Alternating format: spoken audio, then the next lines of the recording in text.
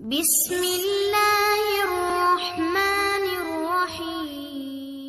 السلام علیکم دوستو، میں ہوں حمزہ خان اور آپ دیکھ رہے ہیں اشارہ ٹی وی۔ دوستو آج ہم بدنام زمانہ ہٹلر کے بارے میں بات کریں گے۔ ہٹلر نامی شخص آسٹریلیا کے ایک چھوٹے سے قصبے میں 1889 میں پیدا ہوئے۔ دوستو آپ کو یہ جاننا ہوگا کہ ایڈولف ہٹلر 20ویں صدی کے سب سے طاقتور اور بدنام زمانہ مردوں میں سے ایک تھا۔ اس کی والدہ کلارا یولز اور ایلوس ہٹلر اس کے والد تھے۔ اپنے والد کی ملازمت کی وجہ سے ہٹلر بروناؤ سے لیونرڈنگ چلا گیا۔ اس نے وہاں کئی وولکسٹول میں بھی شرکت کی۔ ہٹلر کی والدہ کلارا پولنس ان کے والد کی تیسری بیوی اور ان کی کزن بھی تھیں، اور ہٹلر کے والد کا انتقال 1903 میں ہوا۔ پھر ہٹلر زیادہ تر آسٹریلیا کے قصبے لنس میں رہے۔ اس نے لنس کے ہائی اسکول کے امتحان میں 2 بار ناکامی کا سامنا کیا۔ اس سے اندازہ لگایا جا سکتا ہے کہ ہٹلر پڑھائی میں کمزور تھے۔ اس کے برعکس ہٹلر پروفیسر لیوپولڈ پوائٹس کی اینٹی سیمیٹک یعنی یہود مخالف جرمن تعلیمات میں دلچسپی لینے لگا۔ دوستو اس بات سے ثابت ہوتا ہے کہ یہودیوں سے مخالفت کی تعلیم جرمن بذات خود دیتا تھا۔ چنانچہ ستمبر 1907 کو ہٹلر ویانا گیا اور داخلے کا امتحان دیا، لیکن 1 اور 2 اکتوبر کو وہ دوسرے امتحانات میں فیل ہو گیا اور اس کی وجہ سے وہ بہت افسردہ ہوا۔ پھر 1909 میں وہ آرٹ کی تعلیم حاصل کرنے کے لیے دوبارہ ویانا گیا۔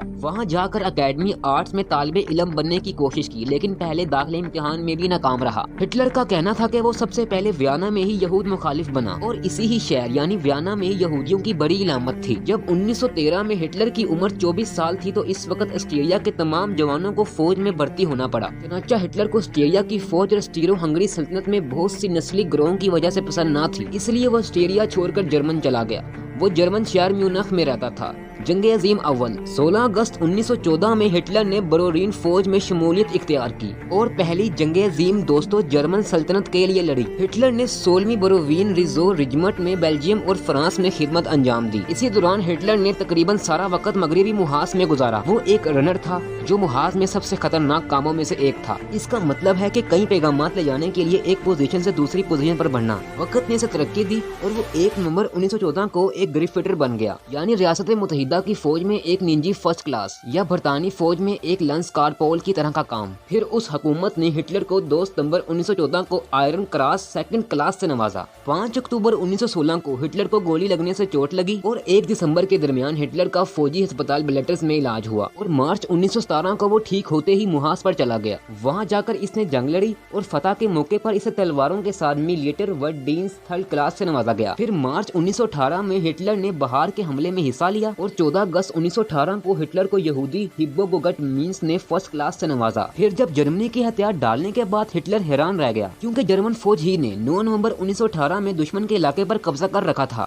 ہٹلر کا سیاست میں دخل پہلی جنگ عظیم کے بعد ہٹلر فوج میں رہا اور واپس میونخ چلا گیا۔ وہاں اس نے باویریا کے وزیر اعظم کرٹ آئزنر کے جنازے میں شرکت کی، جو کسی حادثے کے تحت مارے گئے تھے۔ دوستو 1919 میں اس نے 5 سے 12 جون اور 26 جون سے 5 جولائی تک پروپیگنڈا بولنے والوں کے تربیتی پروگرام کو چلایا اور اسی سال کے آخر میں ہٹلر نے جرمن ورکرز پارٹی کے نام سے ایک چھوٹی سی سیاسی جماعت میں شمولیت اختیار کی۔ اس فتح کے بعد وہ ممبر نمبر 555 بن گئے۔ ہٹلر نے جلد ہی پارٹی کے اراکین کی حمایت حاصل کر لی اور 2 ہی سال بعد وہ پارٹی کا سربراہ بن گیا۔ اس نے اس پارٹی کا نام بدل کر national socialist German workers party رکھ دیا اور یہ نازی پارٹی کے نام سے مشہور تھی۔ ویمار جمہوریہ کے دوران 1923 میں ہٹلر نے نازی پارٹی کے کئی سو دیگر اراکین کو اکٹھا کیا اور بہرحال پوش میں ویمار پبلک حکومت پر قبضہ کرنے کی کوشش کی۔ ہٹلر کی بغاوت ناکام ہو گئی۔ حکومت نے اس کے 13 آدمیوں کو مار ڈالا، یعنی 13 مرد افراد کو نازی نظریات میں سنت قرار دیا گیا اور اس حکومت نے ہٹلر کو بھی لینڈ سبرگ جیل میں ڈال دیا۔ اس حکومت کا یہ کہنا تھا کہ وہ 5 سال تک جیل میں رہے گا، لیکن اسے 9 ماہ کے بعد چھوڑ دیا۔ مین کمف کی ترمیم جب ہٹلر جیل میں تھا تو اس نے اپنے قریبی دوست ڈولف ہپس کی مدد سے ایک کتاب لکھی۔ پہلے تو ہٹلر نے اس کتاب کو a and for struggle again الیس آف یور ہف کہا، یعنی اسٹوپیڈیٹی اینڈ کوورڈیز۔ آخر میں اس کتاب کو مے کمف اسٹرگل کا نام دیا۔ ہٹلر نے اپنی کتاب میں یعنی مے کمف نظریات کو اکٹھا کر بتایا کہ وہ کہاں سے ہے اور اس کا منصوبہ کیا ہے۔ مشرق میں سلطنت کے منصوبے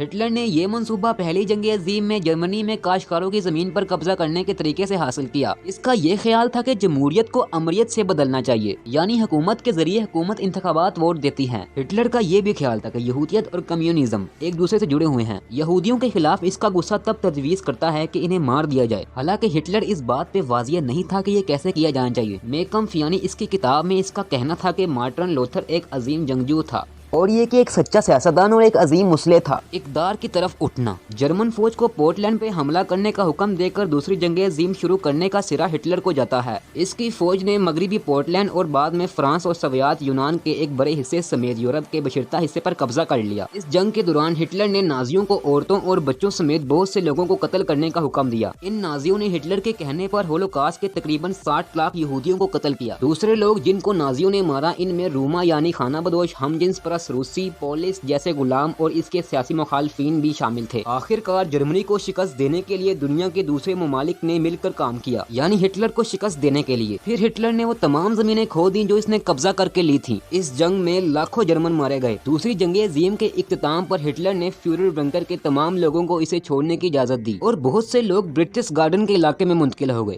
یعنی ہٹلر کے ساتھی۔ انہوں نے تیاروں اور سڑکوں کے قافلوں کا استعمال کیا اور آخر میں اس کی موت۔ ہٹلر نے 29 اپریل 1945 کو ایوا براوو سے شادی کی۔ ہٹلر اور ایوا براون نے برلن جرمنی میں شادی کے 40 گھنٹے بعد دونوں نے خود کو سائنائڈ سے زہر دے کر خودکشی کر لی۔ مورخین کا کہنا ہے کہ ہٹلر نے زہر کھانے کے بعد اپنی بندوق سے اپنے سر پر گولی کا حملہ کر دیا اور اس سے پہلے ہٹلر نے حکم دیا کہ ہماری لاشوں کو جلا دیا جائے۔